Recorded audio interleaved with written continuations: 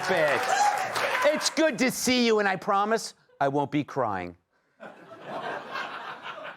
Happy Wednesday, everyone. So last night, Jimmy Kimmel returned to his show and gave a self-pitying, tearful non-apology. But I got to say, it's nice to see someone crying at Kimmel's show besides the audience. Kimmel failed to correct his lie that Charlie Kirk's assassin was a MAGA supporter, but he cited Jesus as inspiration for forgiveness. True, Jesus forgave his executioners, but Jesus also cast demons into a herd of pigs, which, as you know, for Jimmy, is still possible. So should we forgive him for the first time he lied or the second? Jesus performed a lot of miracles, but I don't think he'll be bringing Kimmel's show back from the dead. Kimmel portrayed himself as a victim, so maybe next time he does blackface, instead of Karl Malone, he should just go as Jussie Smollett. All right. In other news, failed Trump assassin Ryan Ruth tried to stab himself with a pen after being sentenced in court. That's 2 times he tried to kill someone and failed. Wow, it's like he didn't listen to a word I said one woman. Kamala Harris told Rachel Maddow that her race against Trump ended up being the closest presidential election in the 21st century. When asked about proof, she said, "I prefer Smirnoff 100." Kamala also told The View she thought the differences between her and former President Joe Biden were obvious. True, he doesn't have to blow something to start his car. Or get a job. That's terrible that you would laugh at that. All right, so the left loves to hit us with their new buzzword, censorship. But like with every issue, it's always projection. It's like when they call you Hitler, but they're the ones with the little mustaches. So Google now admits that Biden officials pressed YouTube to censor COVID content during the pandemic, meaning so-called misinformation was scrubbed faster than Doug Emhoff's junk after the nanny left. And now Google's reinstating these accounts. At least those tech nerds finally came around.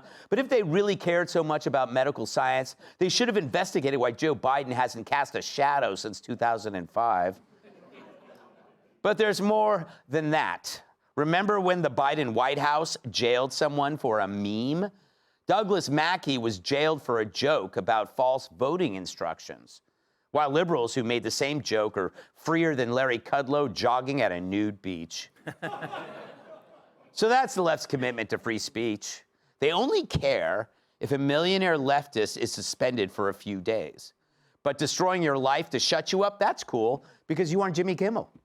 So it's no wonder that liberal policies are as popular as cold sores at a CPR training class.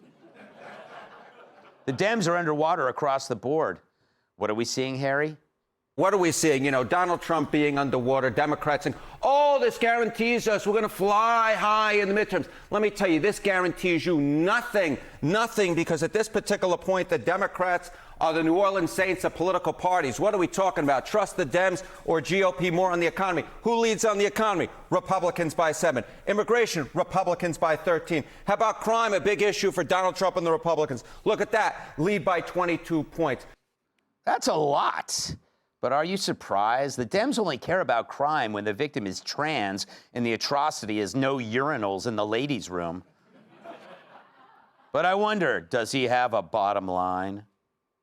So the bottom line is this. At this particular point, the ball may be on the ground, but the Democrats have not picked up the ball and running with it. If anything, at this particular point, it's the Republicans who are running with the ball on the top issues, the economy, immigration, and crime. Well, it can't get worse than that.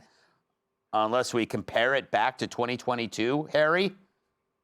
Yeah, let's compare it back to 2022. I think this kind of gives away the game right here. Okay, the GOP is more trusted than the Dems on the economy. It was 12 points in 2022. Slight decline in that lead, but still 7 points. How about immigration? It was Republicans by 3 back in 2022. Look at this. The Republican lead's actually gone up by 10 points. What are you doing, Democrats? My goodness gracious. And on crime, the Republicans were up by 13, and now they're up by 22, the lead again expanding by nearly double digits. So whatever Democrats are doing, it ain't working, Kate. It ain't working. I wish I had him as a teacher in grade school. Now, you'd think these numbers would be cause for reflection. You know, hey, maybe our ideas are the problem. You know, maybe men in bikinis or letting murderers out of jail and allowing boatloads of drugs in isn't exactly speaking to our voters. No. These ghastly numbers only drive them deeper into their rabid, one-size-fits-all solution, demonization. Branding Trump a fascist is the easy fix for a party that has no answers. Because while Trump spent his time on the issues, immigration, crime, the economy, they never worked out those muscles. And the result was political atrophy. The Dems never picked up the weights. They just sat around gorging on hate. Already 2 million illegals have been deported since Trump took office, 1.6 million self-deported.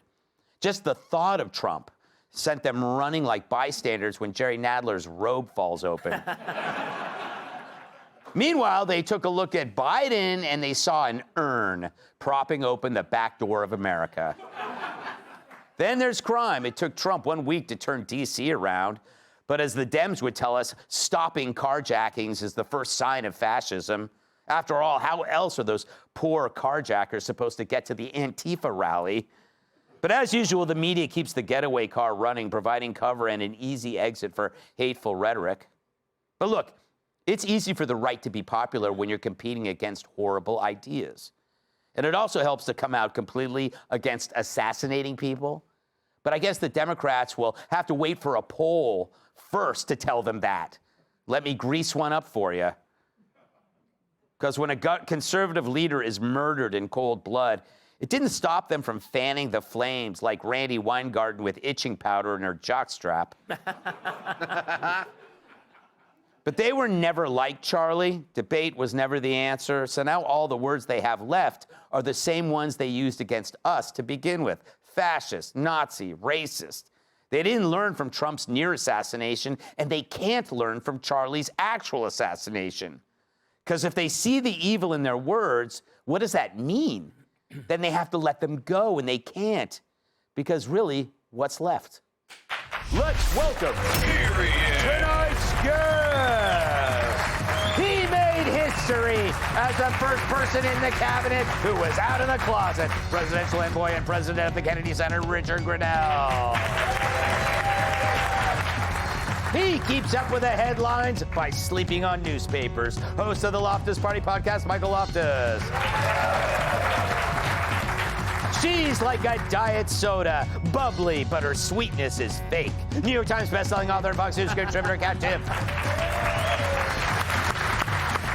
He rarely smiles because flocks of geese get stuck in his teeth. New York Times bestselling author, comedian, and former NWA world champion.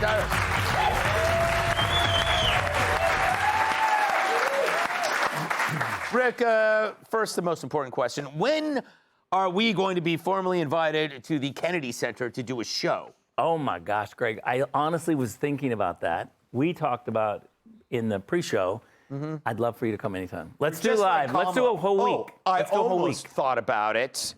No, he really did because he asked me to. Yeah. Oh, really? Yeah. Oh, you asked him, but not me.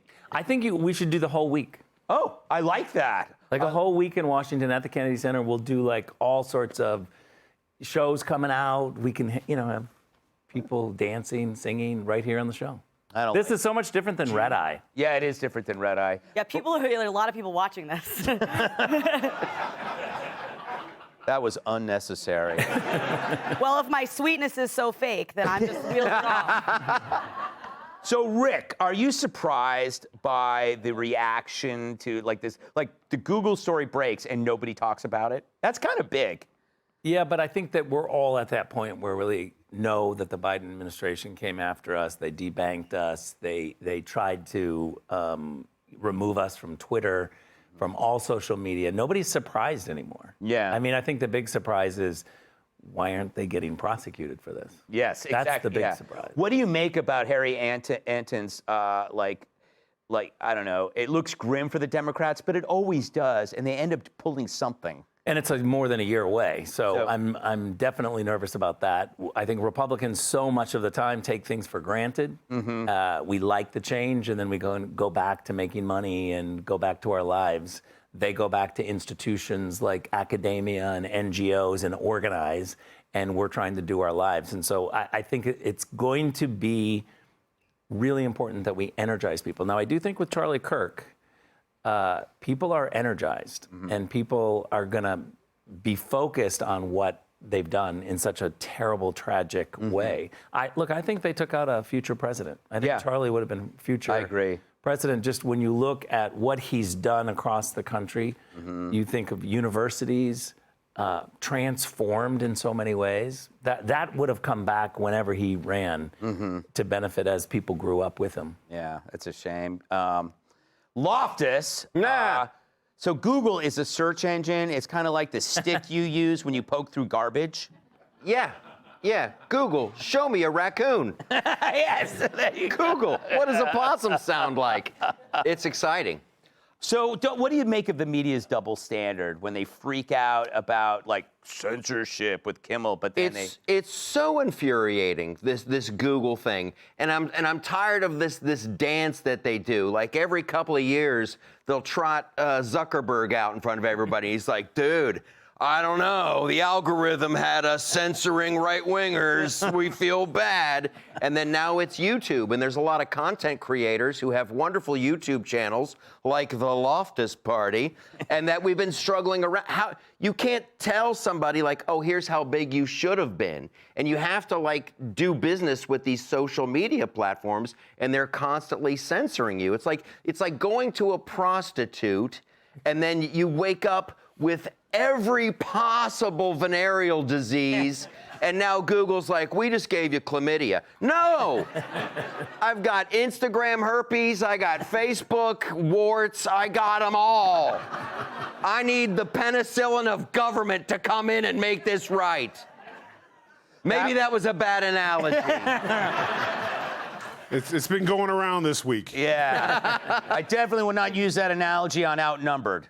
Cats. I would love to see that. So they have. Do you want to talk about Enton's like effusive? Does that warm your heart? Or well, the Google thing. I want to go back to, like you said, people aren't talking about it. And for me, I will say when I saw this whole story, my first thought was, like, didn't we already have this conversation? Haven't we already been having this conversation forever? But I was thinking about Facebook and Instagram and Twitter. There was actually so much censorship by the Biden administration of the internet that I literally actually lost track. Yeah. I actually thought we already had this conversation because it happened so many times. And then meanwhile, yes, you have Jen Psaki on the air saying, like, talking about the Trump and the censorship and Kimmel.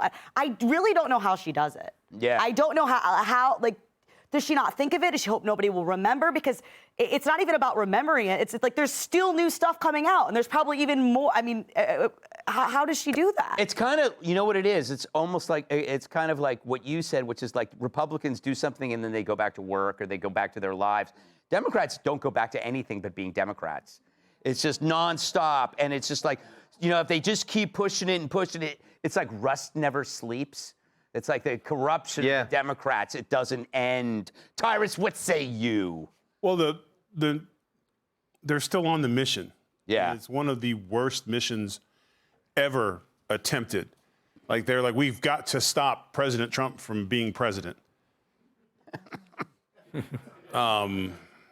He did it thrice. Yeah. So, and they refuse to, that is it. It doesn't matter anything else. That's why you never hear another policy come out from them. Like, we don't like your border thing because we think you should use chain link fences instead of bricks on the wall. Okay, let's hear that argument. Is it cheaper? No. We don't like anything you do that the orange guy does. Doesn't matter what it is. He came out and he said that, they came out and they said there might be some issues between taking Tylenol and it could possibly be causing autism with pregnant women. And what do? Because President Trump said it, and not all the research has gone back behind it. Even at one point, Tylenol even posted on social media, like, hey, yes, maybe don't take this if you're pregnant. Yes. Right? You shouldn't take anything if you're pregnant if you can avoid it, right? Right, Dr. Drew that's the said whole that. point, yeah. He kind of put it out. What do? They made TikTok videos of them popping Tylenol pills when they're pregnant. Yeah. It's one mindset of we have to stop Trump. And even though they're still like, Gavin Newsom is running against Trump in 2028. I don't know how to tell you this, but he's not running in 2028, you moron. Hey, Sean Hannity here. Hey, click here to subscribe to Fox News YouTube page and catch our hottest interviews and most compelling analysis. You will not get it anywhere else.